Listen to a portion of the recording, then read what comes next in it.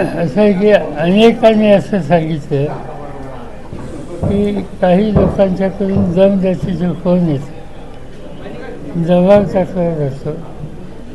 काही शासकीय की निमशासकीय कर्मचारी जे आहेत, उदाहरणार्थ शैक्षणिक संस्थेत काम करणारे किंवा सहकारी संस्थेत काम करणारे, त्यांना नोकरीला मुकावं लागेल अशा प्रकारची धमकी दिली जाते असं लोकांनी सांगितलं.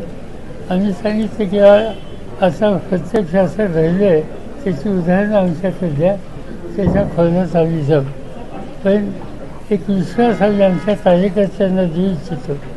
पूर्वी दमदाटी आणि फिरसट यांनी दबाव टाकण्याचा प्रयत्न करत असेल तर आम्ही सगळे त्या कार्यकर्त्यांच्या पाठीशी मजबूतीने उभा आहोत आणि तुम्ही काही चिंता करू नका, तुम्ही काही एकटे नाही.